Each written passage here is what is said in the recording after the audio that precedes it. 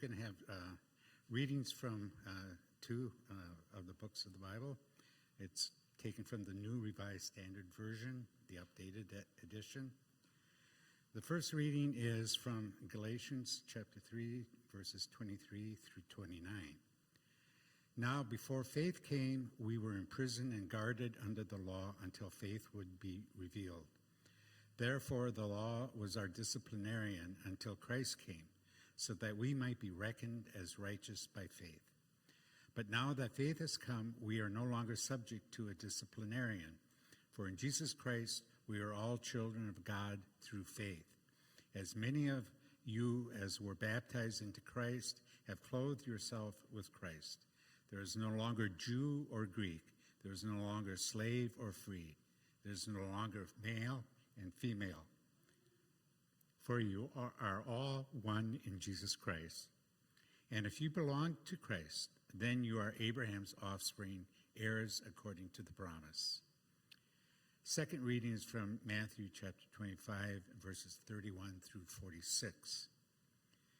When the Son of Man comes in his glory and all the angels with him, then he will sit on the throne of his glory. All the nations will be gathered before him, and he will separate people from one another as a shepherd separates the sheep from the goats, and he will put the sheep on his right hand and the goats to the left.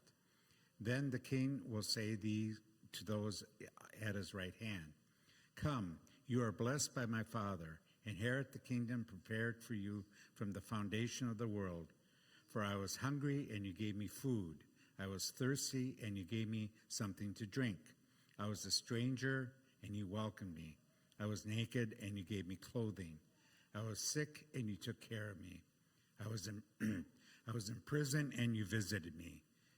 Excuse me. Then the righteous will answer him, "Lord, when was it that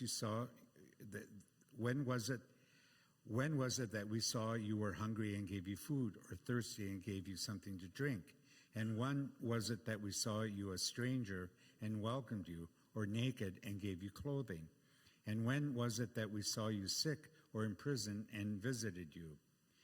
And the king will answer them, "Truly I tell you, just as you did it to one of the least of these my brothers and sisters of mine, you did it to me." Then he will say to those at his left hand, "You who are accursed, depart from me into the eternal fire prepared for the devil and his angels. For I was hungry, and you gave me no food. I was thirsty, and you gave me nothing to drink. I was a stranger, and you did not welcome me. Naked, and you did not give me clothing. Sick and in prison, and you did not visit me." Then they also will answer, "Lord, when was it we saw you hungry or thirsty or a stranger or naked or sick or in prison and did not take care of you?" Then he will answer them, "Truly I tell you, just as you did not do it for one of the least of these, you did not do it to me." And these will go away into eternal punishment, but the righteous into eternal life. Here ends the scripture.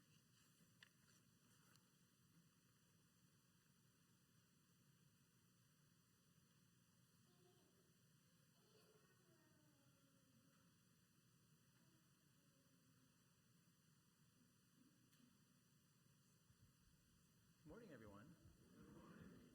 My name is Joe Nettis. I'm the Executive Director of Family Promise of Waukesha County, and it's really my privilege and honor to be able to be with you today, to pray with you today, to break open the scriptures and share a little bit about Family Promise.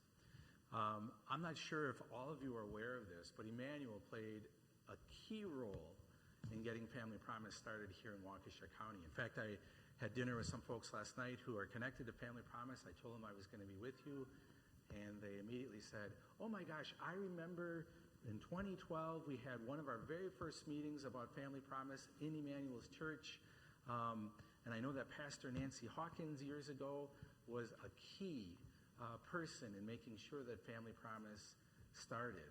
And so now, 13 years later, and serving over 500 families in that span, all of you need to know that you've played an important role in helping families who are financially vulnerable experiencing homelessness find housing stability. I am curious, if you don't mind, show of hands, how many of you were involved at the very beginning? That is awesome. And just a heartfelt thank you and appreciation, and I hope you know the impact that you've made on families with minor children here in Waukesha County. Now, the reality is our organization has gone through a lot of changes, and so, you're probably thinking, and you know that at the heart of who we were was that families would stay in churches like yours, and volunteers would come and care for them and provide meals and sleep overnight in the church.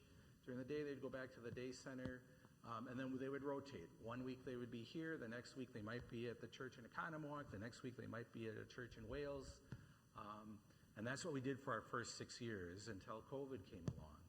And so just briefly, since COVID, we've really had to shift gears in a few different ways. And so when we had to shut down the shelter program, our first thought was, there's still a need. How do we respond to people? And so we thought, if we're not going to be able to provide shelter, let's help them stay in their homes. So we started what we call the Family Homelessness Prevention Program. And through that program, we provide rent assistance, utilities, car repairs, whatever we think we can do to help a family stay housed. And this might seem obvious now, but it's infinitely better than if a family loses their home and becomes homeless. They're completely starting over. So if we can help them maintain their routine, help the kids stay in their school and keep their routine and that sense of normalcy, that's enormous. It's cheaper in every way you can imagine. So it's cheaper financially for them, it's cheaper financially for us, but maybe more importantly, it's cheaper emotionally and psychologically and spiritually to not have that disruption and that chaos in one's life. Well, unfortunately, we don't catch everyone, right?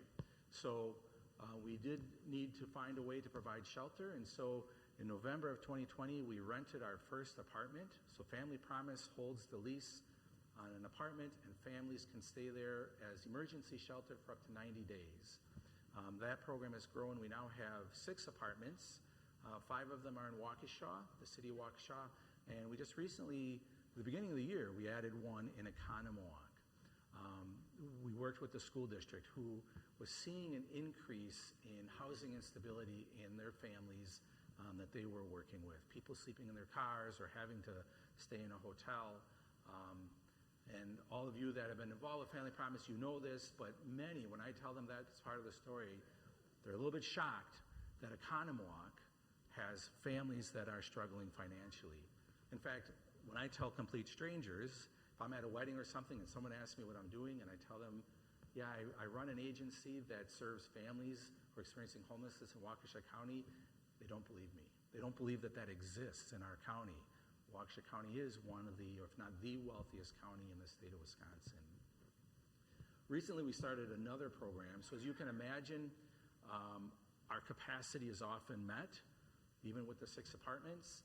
And so I'm not proud of this part, but what would happen if someone called and we were full? We would refer them to another agency. And often you want to do it, you're hoping that that agency has space for them, but more often than not, you know in the back of your head that they probably don't have space either. And so we were putting people on this hamster wheel, calling agency and agency and agency, and there's a huge amount of frustration and discouragement that came from that. And so our new program, we call it Shelter Diversion. We work with families regardless of if we can get them into shelter or not. So we try to use some creative strategies. Again, this isn't necessarily the best solution, but it gets them out of their car and out of the street. Is there a friend or family that can host you? How do we support that situation? If they're taking in another family, and their expenses go up for groceries or utilities, can we provide them supplies? Can we maybe help them with their rent? Do we need to help each family set some guidelines of how they're going to live together, usually in a space that isn't set up for 2 people? It's sort of a compromise. We know they're not in the street. We can continue to work with them. We can continue to help them to find housing, but it's not ideal. It's not where we want to end up with them. And I've been incredibly heartened and pleased with the work that our staff has done in helping these families get housed. And so in a way, it's almost a kind of a makeshift version of shelter. And then the last program we offer, we call it stabilization. So we continue to work with families, whatever program they were in, they have the option of continuing to receive support and case management and coming together for up to a year after they leave our program. And we've been trying to develop this a little stronger. So because there's been so many changes since 2012, when I think what I was told was about 100, 150 people that met here in your church, I at least want to give you an overview of where we're at. The other thing is, since COVID, we've seen an incredible increase in the need. Our first 6 years, we averaged about 20 families a year. Our first 5 years, I remember I started in November of 2019. By the end of 2019, we had served 101 families. In the last 4 or 5 years, we've served 400 families. Last year, we helped 138 families. And so the need has just gone through the roof.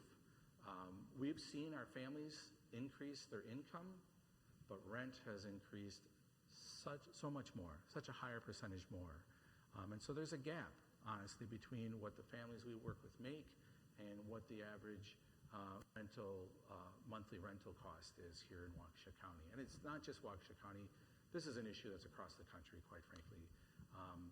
There's a housing crisis. Just one statistic. I'm a new grandpa, so this one really stuck with me. My new granddaughter, I guess she's not that new anymore. She's about 14 months old, but she fits in this category. Infants and toddler homelessness from 2021 to 2023 grew over 20%. I wish I would have looked at the number. I know I saw this, but it's hundreds of thousands of babies and toddlers who are experiencing homeless now. And so this is what we're trying to address and we want to respond to.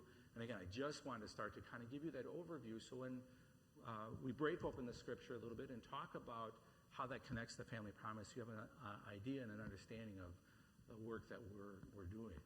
Excuse me. I really love the readings that we had today. And it's probably a reading, both of them are probably readings you've heard many times. And sometimes the familiarity, we lose the radical nature of what Paul is saying to us and what the gospel, Matthew's gospel, is saying to us. So just to give you a little context, we probably know that when St. Paul was writing and involved in his apostolic ministry, he was very concerned about working with the Gentiles and the Greeks and bringing them into the Christian community.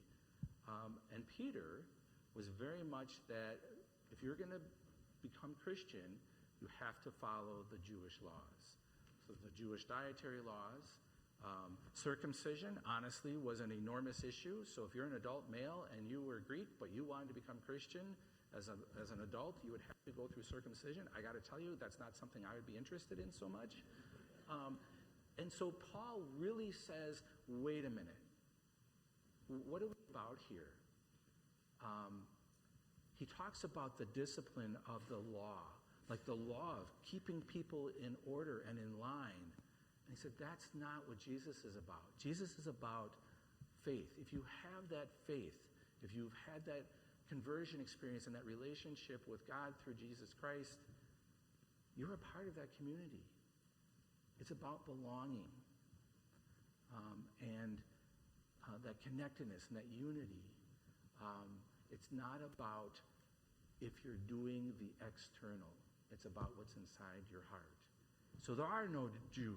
There is no Greek. There is no male or female. There is no slave or free. We are all one through our relationship with Christ Jesus. We're one family. We belong to one another. Also in that time, so if you're in the Greek world, the Roman world, you were very much about where you were born, where you fit in society, what your wealth was, what your power was. And there was an infinite amount of honor, let's put it that way. And so there was really difficult for people to, if you were in poverty, to move up, to improve yourself. Economic mobility did not exist. And he's also challenging that in a way and saying to, particularly when he talks about there's no rich, there's no poor, there's no slave, there's no free. Again, we're all one. He is turning that culture upside down. We're all equal. We're all on the same plane. So with this, again, as our background, I want us to think a little bit about the mom and her 2 kids who come into our office. It's not unfamiliar, and if you've been involved, you've probably seen the families put all their belongings in a garbage bag slung over their shoulder. And they were moving from church to church, but we still see that when they come into our office. Imagine what you might feel like. You've lost everything. You're probably scared. You have no idea what's next. Who's going to help you? Who's going to take care of you? There's also a stigma that goes with this. There's an embarrassment, a sense of failure. How did I not care for my family? In fact, I was privileged to sit in a conversation on Wednesday nights. We've started offering seminars and meals for the families in shelter. And the last one, we actually had 2 moms who had been through the program talk to the ones who are currently in the program. And it spurred a lot of conversation. And one of the moms started talking about how she just feels stuck, that no one's giving her another chance, that her past won't let go of her. And so how does she get out of that? How does she move out of, some poor decisions in her life when she's not given another chance either for employment or for housing? And so there's that sense of stigma and really isolation, that they've been disconnected from the community because of judgment, and because of not understanding and not an openness, and not really, for those of us who are Christian, following through on what Paul is asking of us and challenging us to do. So homelessness, in many ways, is the opposite of what we heard Paul calling us to this morning. And sometimes people's attitude brings about that isolation, but there's also some systemic structures that contribute to that. And these things, on one hand, you can probably logically say, I understand why this is happening, but I also want us to consider the impact it has on families. And so it's not uncommon when we're trying to find housing for a family that if they have an eviction on their record, which stays with them for a while, they're not going to be given another chance. In our rent assistance program, the average annual income is about $25,000 a year, so less than $2,000 a month. Right now, again, it's not uncommon for landlords to be asking for a security deposit of 3 times the monthly rent. So if we use this number, about $1,500 is about the average monthly rent for a family. So if you want 3 times the security deposit, we're talking about $4,500 up front. Our families don't have that. Plus, you really should be working a job that is 3 times, your income per month should be 3 times what you're paying in rent. And that's a pretty standard thing. For housing stability, we would even say that. We understand that for someone to be stably housed, they shouldn't be paying more than 30% of their income on rent. And so you can understand why landlords are saying this. They don't want someone to be unable to pay. But it's just creating a situation where it's incredibly challenging for a family to find housing. They can be doing everything they need to be doing. And the reality is, as I mentioned, we're working with families. There tend to be single-income households led by a mom who are working, but I guess underemployed might be the right term, or they're just working. They're often CNAs or teachers' aides. They're working jobs that just simply do not pay enough to help them cover the cost of where rent is here in our county.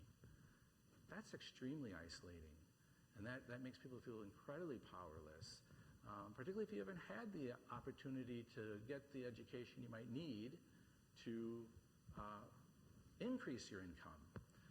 So those are all things that we try to address, But that's a longer than a 90-day issue, helping someone get to a certificate or an associate's degree or, a bachelor's degree. That takes time, and that's not something that's going to be solved, as I said, in the 90 days. So there's a lot of things that happen that families feel isolated when they're experiencing homelessness. And I had mentioned before the mom who talked about her past. She went into some detail about having lost her child because she was struggling with addiction. That's also, when you're unable to forgive yourself for your past, that adds to that sense of isolation. That guilt can break that down. And so what we try to do is bring people into the community. So Family Promise, at our heart, even though we have changed, at our heart, in our DNA, a defining characteristic is that community involvement. And we're struggling a bit to figure out what that looks like, being in the apartments versus being in the churches. But that's such a key ingredient. We have a lot of success. So about 88% of the families who are in shelter do not have a second occurrence of homelessness. And we really do believe it's because of folks like yourselves who take the time, who visit with the families, who make the meals, who get to know their names and hear their stories. At least that's really what we had been doing a lot of before COVID. That's a transformative experience, that's a really important part of telling people they're valued and that they belong, and that we're not worried about your economic status. We're not worried about, to use Paul's words, Jew or Greek, or rich or poor, male or female. You are one with us because of our faith. So 9/11, we celebrated, was it 24 years, not too long ago. And about a year after 9/11 occurred, Frontline, a PBS show, did a documentary called Faith and Doubt After 9/11. And they interviewed all sorts of different people about how 9/11 impacted their faith and what they believe about God and who God is. How could God let something like this happen? And I was really struck by a rabbi who talked about what he saw and how 9/11 impacted his belief about who God is and our connectedness and our oneness. And I think we have a short clip of Rabbi Erwin Kula talking about how he responded to what he saw. Since September 11th, this, for me, that there's something out there and that I'm here, no longer meant anything. Because every time I thought there was something out there, it turns into inevitably something opposed to me, something I have to define myself against, whether that's God, or whether that's a Christian, or whether that's a Muslim, or whether that's a Buddhist. And that's not my experience. My genuine experience of life is that there is nothing out there. This is all there is. And when you see the seamlessness of it all, that's what I mean by God. That it is all, every tradition has that. Every morning, three times a day, since I'm 6 years old, 5 years old, I've been saying, "Hear, O Israel, the Lord our God, the Lord is one." Right? It's one of our few creedal statements, right? The Shema. 3 times a day since I'm 6 years old. 9/11, I guess, if you ask me, what did 9/11 really do? It made me understand the truth of that. But the truth of that, everything is one. Not that there's some guy hanging out there who has it all together, who we call one, but that it is all one. We all know it deep down. We've all had those experiences, whether it's looking at our child in a crib, or whether it's looking at our lover, or looking at a mountaintop, or looking at a sunset, right? We've all had those experiences when we recognize, whoa, we're much more connected here. That's what those firemen had. They recognized. Now, they didn't have time to think about it, right? Because actually, if you think about it, you begin to create separations. They didn't think about it. All they knew is we're absolutely connected.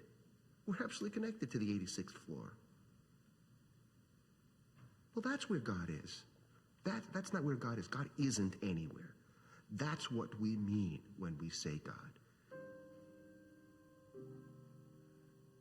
And yet, these insights of connectedness and oneness which make us feel so at home in the world, are so difficult to hold on to. And so inevitably, we wind up living lives of isolation and loneliness.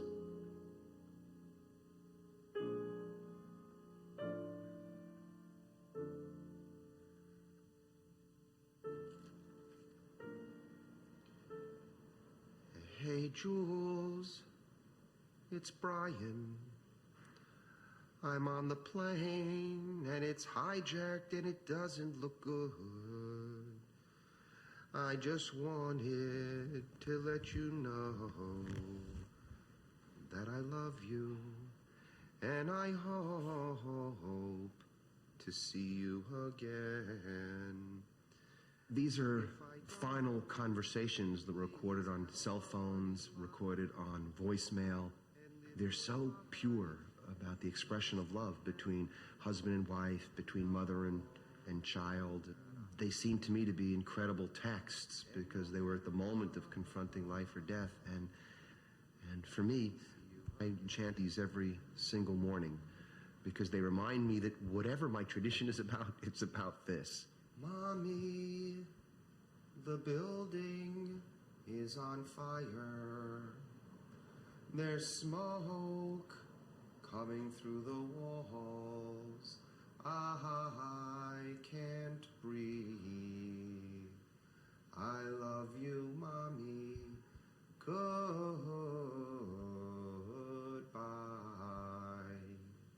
The real Torah, the real wisdom, the real religious tradition, the real experience behind religion is about love. And it's about connection.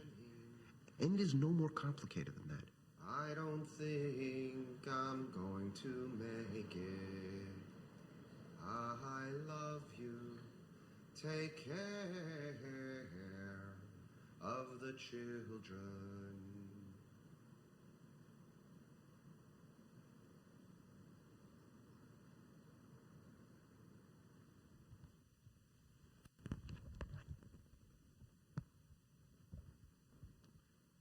I was always struck by that he was, just to make sure that we know what he was doing, so the Shema, the prayer that he talked about reciting every day, chanting every day, he took voicemails of people calling their loved ones knowing they were about to die.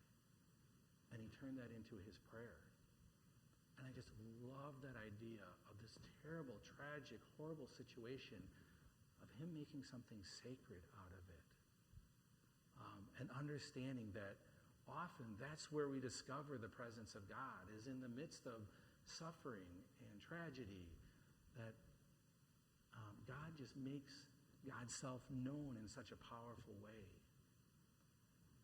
And the other part that really struck me was his comment about the firemen. That they rushed in the building, they rushed to the 86th floor because somehow they knew they are connected to one another.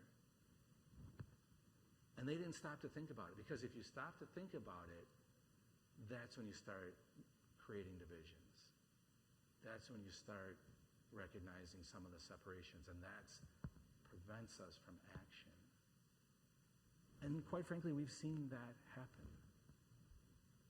Homeless people don't deserve to be helped because maybe they have a mental illness, or they have an addiction issue, or they're not working. They got a payday loan, and it was an incredibly poor decision, so they're getting what they deserve. In the Matthew's gospel, it seems to me that the difference between the sheep and the goats is that the sheep recognized that in the suffering is where they were going to find Christ. And that is really the punchline of that gospel. When you serve a person who's in prison, or hungry, or thirsty, you're finding the face of Jesus. It puts an entirely different spin on service. Often people want to serve because they want to fix those who are in need. It comes from an elevated position. I know something that I can do to help you and improve your life. In Matthew's gospel in 25, it's a give and take. we are experiencing the presence of God. We are taking something from that relationship. We are being given a lot. And I know if you've had any opportunity to serve the families at Family Promise, you probably know that. But we're a mutuality. And that also serves to elevate the family's importance.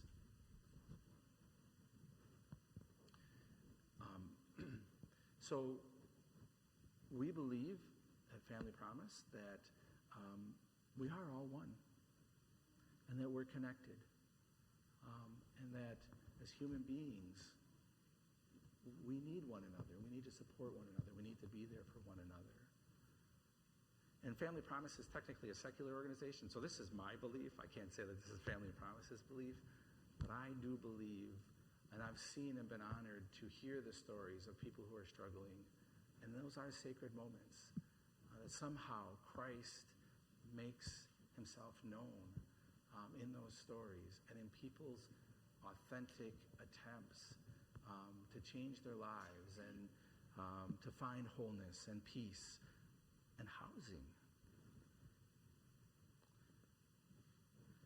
So I'm wondering, perhaps the Galatians passage for us could read this way. There is neither those who are housed or homeless, immigrants or natives, rich or poor, Democrat or Republican, Muslim or Christian, old or young, for we are all one in the eyes of Christ Jesus. I thank you for your time today. I thank you for your support of Family Promise and the families that we work with. I know Shar had some of those posters up and some of the statistics. I don't know where Shar is. Oh, there you are. I don't know if those were helpful, but we'd love for you to learn more and to know more about those that we serve, and happy to talk with you further about that. So again, thank you for giving me the opportunity to speak with you today.